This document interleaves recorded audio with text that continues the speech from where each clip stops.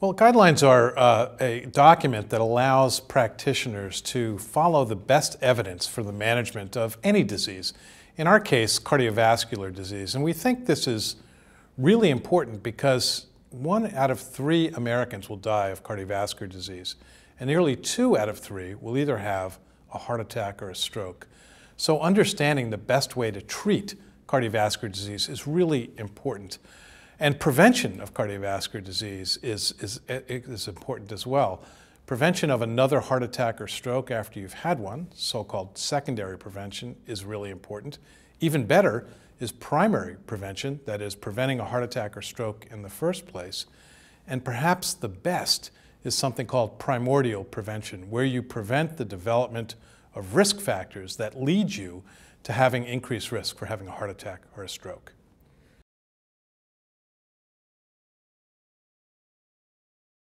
Well, I think these guidelines, these documents, were actually probably a little bit outside the norm for the ACC-AHA task force process. Specifically, the National Heart, Lung, and Blood Institute commissioned an evidence review. That is a systematic review of all of the evidence in the topic areas of these guidelines, which I should start by saying included blood cholesterol, lifestyle, risk management, and obesity. There was also a guideline on blood pressure, which the ACC Foundation and American Heart Association didn't publish, but an evidence review was done by the NHLBI for that risk factor as well. After this performance of the evidence review, the National Heart, Lung, and Blood Institute turned over the interpretation of the evidence review and publication of the guidelines to the American Heart Association and the American College of Cardiology.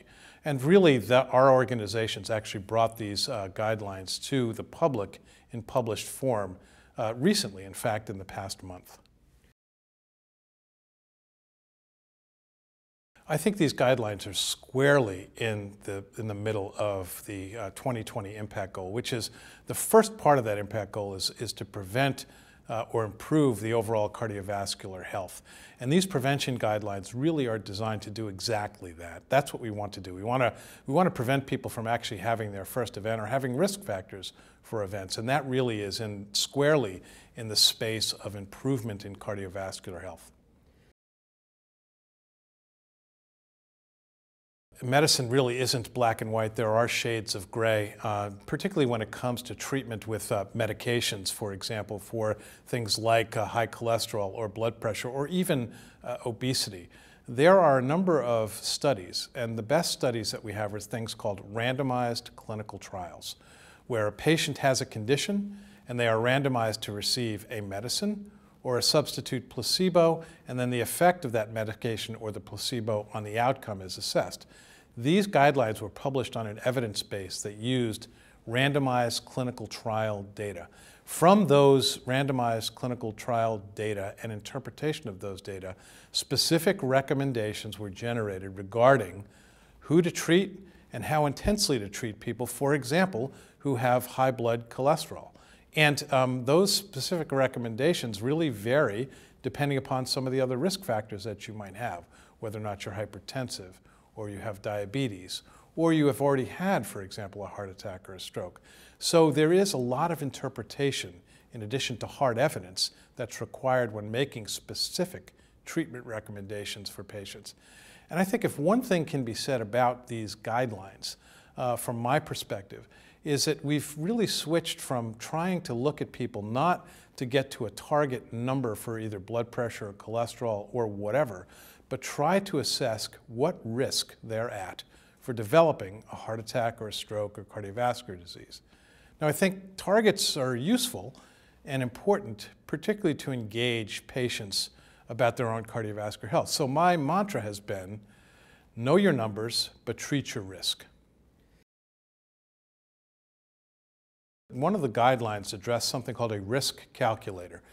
Risk calculator is very important so that you understand what your risk of developing a heart attack or a stroke is. The new risk calculator has been updated with new evidence and new populations, because these risk calculators will vary over time depending upon secular trends or trends in the population as they relate to disease. But as you pointed out, The other thing that this new risk calculator includes is more diverse populations. Use studies where patients who are enrolled or subjects who are enrolled were from diverse backgrounds. And in addition, the outcome for this risk calculator was not just a heart attack or coronary heart disease, but also included stroke. So I think these are important inclusions and improvements in the risk calculator, and I think this risk calculator is going to change over time as new trends develop, as more diverse populations are included.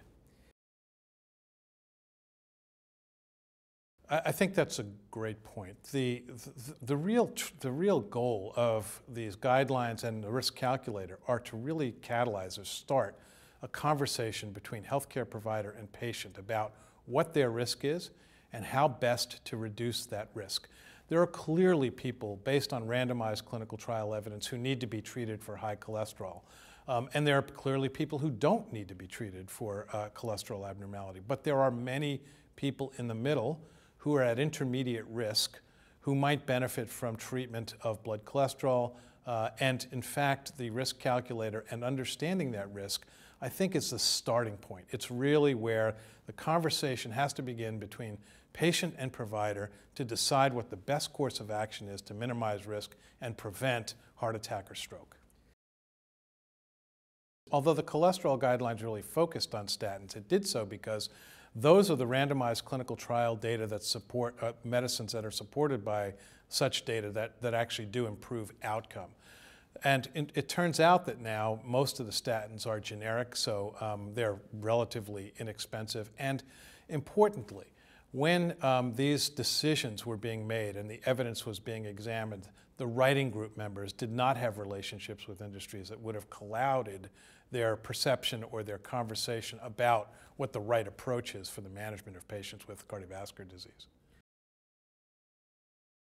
I think a lot of focus has been on treatment, and treatment it really implies pharmacologic treatment, but in fact, treatment of cardiovascular risk actually begins with lifestyle, and that begins with making healthy choices about not smoking, exercising regularly, and having a good diet, and a good diet that's well within caloric balance for the amount of activity that any one individual is engaged in. So you can treat blood pressure, you can treat cholesterol, you can treat any number of things with pills, but if you don't start with a healthy lifestyle, the efficacy of all that treatment is going to be much, much less because it'll be on the background of a poor lifestyle. Being engaged and understanding your own risk is important.